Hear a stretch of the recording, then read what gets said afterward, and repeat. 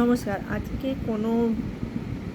অন্য কোনো ভিডিও বলবো না বা নিজের জন্য কোনো বক্তব্য রাখবো না। রাখবো কিছু মানুষের, জীবজন্তুর জন্য।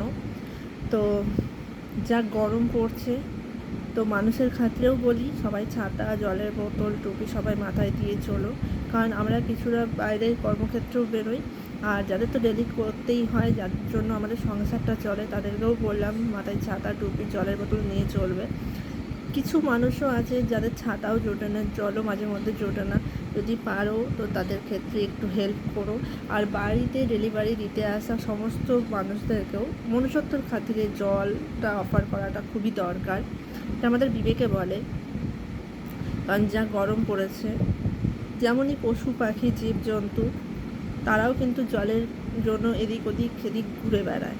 তো যখন তারা ছায়ার খাতিরে যদি বাইরে বসেও থাকে বা জলের জন্য করে, তারা কিছুটা বাটিতে বা কিছুটা করে রেখে দিলে তাহলে সেই জায়গাতে তাদেরও শান্তি পাওয়া যায়, একটু জলও পাবে, শান্তিও পাওয়া যায়। কিন্তু কী বলো তো, এখন তো মানুষের বিবেকটা তো অনেক দূরে চলে গেছে, কতটা কে কী করতে পারবে জানি না।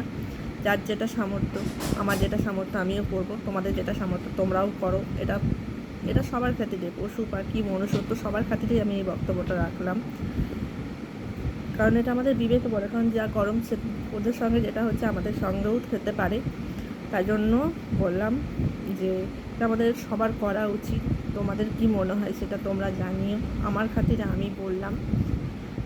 আর মনে হলো বসে বসে সারাদিন পর কী করবো, যেমন আমি ভূত বানিয়ে দিয়ে বসে আছে। তো তোমরা সবাই ভালো থেকো। আমার কথাগুলো ভালো লাগলে আমার ভালোবাসাটা সবার প্রতি রয়েছে। আমার মনুষ্যত্ব হিসেবে আমি যতটা পারবো সবার পাশে থাকার চেষ্টা করব, আছি। আর এটা তোমাদের খাতিরেও অফার রাখলাম। অনেক পশু পাখি আছে যারা জলের জন্য এদিক ওদিক ঘুরে বেড়ায়, অনেকের আছে ছাতাও জোটে না, তাদের খাতিরেও বললাম সবাই একটু পাশে থেকো।